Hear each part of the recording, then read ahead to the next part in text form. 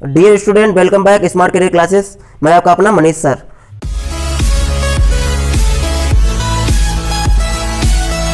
तो आज आप लोग सीखेंगे नंबर सिस्टम के बारे में, यानी कि संख्या पद्धति क्या होती है। तो सबसे पहले आपको पता होना चाहिए कि संख्याएं कितने प्रकार की होती है। संख्याएं निम्न प्रकार की होती है। उनमें से जो संख्याएं वो आपको पढ़ाई जाएंगी, यानी कि पहली संख्या आपको जो पढ़नी है वो प्राकृतिक संख्या, यानी कि नेचुरल नंबर। नेचुरल नंबर होता क्या है? प्राकृतिक संख्याएं किन्हें कहते हैं? वस्तुओं को गिनने के लिए जिन संख्याओं का प्रयोग किया जाता है उन्हें प्राकृतिक संख्या कहते हैं। वस्तुओं को गिनने के लिए जिन संख्याओं का प्रयोग किया जाता है उन्हें गणन संख्या या प्राकृतिक संख्या कहते हैं। एग्जाम्पल के तौर पर 1 2 3 4 5 डॉट डॉट डॉट। अब बात आती है पूर्ण संख्या की। पूर्ण संख्या यानी कि होल नंबर किसे कहते हैं? प्राकृतिक संख्याओं में शून्य को मिलाने पर जो संख्या प्राप्त होती है उन्हें पूर्ण संख्या कहते हैं। प्राकृतिक संख्याओं में शून्य को मिलाने पर जो संख्या प्राप्त होती है उन्हें पूर्ण संख्या कहते हैं। एग्जाम्पल के तौर पर यानी कि 1 2 3 4 5 ये तो प्राकृतिक संख्या, अगर इसमें जीरो शुरू कर दी जाए, अगर 0 1 2 3 4 5 6 डॉट डॉट, यानी कि पूर्ण संख्या में क्या कर दिया? जीरो को मिला दिया जाए तो क्या कहलाता है? पूर्ण संख्या। अब हम लोग सीखेंगे पूर्णांक संख्याओं के बारे में, इंटीजर के बारे में। प्राकृतिक संख्याओं में जीरो एवं ऋणात्मक संख्याओं को मिला दिया जाए तो जो संख्याएं प्राप्त होती हैं उन्हें पूर्णांक संख्या कहते हैं। अब आप लोग समझ लीजिए,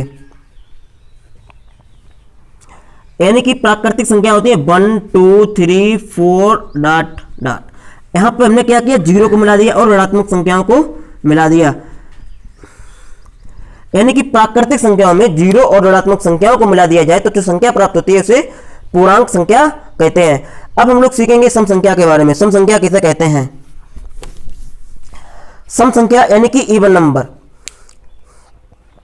वे संख्याएं जो 2 से पूर्णतः विभक्त हो जाती हैं उन्हें सम संख्या कहते हैं। वे संख्याएं जो 2 से पूर्णतः विभक्त हो जाती हैं उन्हें सम संख्याएं कहते हैं। इसकी जो दूसरी परिभाषा हो जाएगी नवीनतम, जिस संख्या के अंत में 2 4 6 8 0 हो उसे सम संख्या कहते हैं। अब बात आती है विषम संख्या की, यानी कि ओड नंबर। वे संख्याएं जो 2 से पूर्णतः विभक्त नहीं होती हैं उन्हें विषम संख्या कहते हैं। इसकी जो नवीनतम परिभाषा हो जाएगी वो परिभाषा हो जाएगी आपकी, जिस संख्या के अंत में 1 3 5 7 9 हो उस संख्या को विषम संख्या कहते हैं। अब आप सम और विषम का पहले एग्जाम्पल समझ लीजिए कि कोई भी संख्या आपके सामने दी जाए, इतनी बड़ी आपको सामने संख्या दी गई है, अगर आपसे पूछ दिया जाए ये संख्या सम है या विषम, तो आपको सिर्फ लास्ट का अंक देखना है। अगर लास्ट के अंक में 2 4 6 8 या 0 है, 2 4 6 8 या 0 है तो वो संख्या सम संख्या यानी कि इवन नंबर है। इसमें लास्ट में 4 है तो ये संख्या हमारी कैसी संख्या हो गई है? सम संख्या यानी कि इवन नंबर। अगर यहाँ से 4 को हटा दिया जाए, अब यहाँ पे हमारा बच रहा है 3। क्या बच रहा है? 3। अब अगर 3 की बात की जाए तो 3 क्या होता है? विषम, यानी कि संख्या का अंतिम अगर 1 3 5 7 9 है तो वो संख्या विषम संख्या कहलाती है। यानी अब ये संख्या जो है वो विषम संख्या कहलाएगी। अगर हम 3 को बैठा दें तो यहाँ पे क्या आएगा? 8। अब 8 अगर देखा जाए लास्ट की संख्या 8 है तो यानी कि ये सम संख्या है, क्योंकि सम की जो डेफिनेशन होती है जिस संख्या के अंत में 2 4 6 8 हो या 0 हो उसे सम संख्या कहते हैं। तो ये कैसी होगी? सम संख्या। अच्छा, ये कौन सी संख्या हो गई? ये विषम हो गई क्योंकि इसमें लास्ट में 5 है। ये कौन सी संख्या होगी? ये सम हो गई क्योंकि लास्ट में कितने हैं? 4 है। अगर 4 को भी हटा दिया जाए तो 3 कैसी संख्या है? विषम संख्या है। अब हम लोग सीखेंगे भाज्य संख्या के बारे में। वे संख्याएं जो स्वयं और एक के अलावा किसी अन्य संख्या से पूर्णतः विभक्त हो जाती हैं उन्हें भाज्य संख्याएं कहते हैं। वे संख्याएं जो स्वयं और एक के अलावा किसी अन्य संख्या से विभक्त हो जाती हैं उन्हें भाज्य संख्या कहते हैं। एग्जाम्पल 4 6 8 9 10, यानी कि इस 4 में 2 का भाग जाएगा, 6 में 2 और 3 दोनों का भाग जाएगा, 8 में 2 का जाएगा, 4 का जाएगा और 9 में 3 का जाएगा। यानी कि जिस संख्या में किसी न किसी संख्या का भाग चला जाए उस संख्या भाज्य कहलाती है, यानी कि स्वयं और एक को छोड़कर। अब हम लोग सीखेंगे अभाज्य संख्या के बारे में। Prime number. वे संख्याएं जो स्वयं और एक के अलावा किसी अन्य संख्या से विभक्ति ना होती हों ऐसी संख्याएं अभाज्य संख्याएं कहलाती हैं। एग्जाम्पल के तौर पर 2 3 5 7 11 इत्यादि। अब हम लोग यहाँ पे जानने वाली जो नोट करने वाली बात है, नोट कि जो एक होता है वो एक भाज्य होता है, अभाज्य होता है। तो एक ना तो भाज्य होता है और ना ही अभाज्य होता है। और यहाँ पे जो दूसरा क्वेश्चन बनके तैयार होता है कि कोई क्या सम संख्या अभाज्य संख्या हो सकती है? क्या कोई सम अभाज्य संख्या हो सकती है? हाँ, हो सकती है। उसका आंसर हो जाएगा 2। केवल 2 एक ऐसी संख्या है जो सम अभाज्य संख्या है। अब हम लोग सीखेंगे परिमेय संख्याओं के बारे में।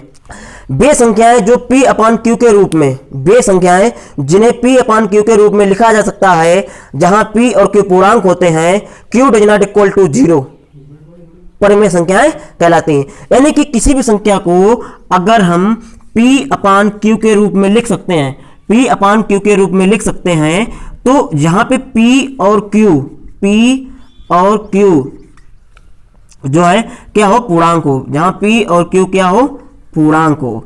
तो और यहां पे जो नोट करने वाली बात यह है कि Q does not equal to 0, यानी कि कोई भी संख्या अगर आपके सामने दी जाए जिसे हम P अपान Q के रूप में लिख सकते हैं, ऐसी संख्याएं परिमेय संख्या कहलाती हैं।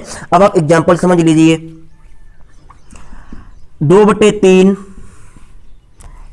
3/4, यानी कि कोई भी संख्या हो सकती है। इसके अलावा 3, 5, 4 से ही 1/3, कुछ ये सारी संख्याएं कैसी संख्या होती हैं, परिमेय संख्याएं। अगर आपसे पूछ दिया जाए कि 0 क्या है, तो 0 भी परिमेय संख्या है। अब हम लोग सीखेंगे अपरिमेय संख्याओं के बारे में। वे संख्याएं जिन्हें P अपान Q के रूप में नहीं लिखा जा सकता है, वे संख्याएं जिन्हें P अपान Q के रूप में नहीं लिखा जा सकता है, जहां P और Q पूर्णांक है और Q does not equal to 0, तो ऐसी संख्याएं अपरिमेय संख्याएं कहलाती हैं। यानी कि वे संख्याएं जिन्हें P अपान Q के रूप में ना लिखा जा सकता है और जहां P और Q पूर्णांक है, Q does not equal to 0, अपरिमेय संख्याएं कहलाती हैं। जैसे कि √2, √3, √5, √2, √3, √5 और पाई भी अपरिमेय संख्या है। पाई भी कैसी संख्या है, अपरिमेय संख्या है। हम लोग सीखेंगे वास्तविक संख्याओं के बारे में, यानी कि रियल नंबर। सभी परिमेय और अपरिमेय संख्याएं वास्तविक संख्याएं होती हैं। सभी परिमेय और अपरिमेय संख्याएं वास्तविक संख्याएं होती हैं। हम लोग सीखेंगे काल्पनिक संख्याएं। ऋणात्मक संख्याओं का वर्गमूल लेने पर जो संख्याएं प्राप्त होती हैं, उन्हें काल्पनिक संख्या कहते हैं। ऋणात्मक संख्याओं का वर्गमूल लेने पर जो संख्याएं प्राप्त होती हैं, उन्हें काल्पनिक संख्याएं कहते हैं। उदाहरण के तौर पर √-2, √-5, इस प्रकार से आपके और सारे और काफी उदाहरण हो सकते हैं। अगर आपको ये वीडियो अच्छा लगा है तो वीडियो को लाइक कीजिए, चैनल को सब्सक्राइब कीजिए। मिलते हैं अगले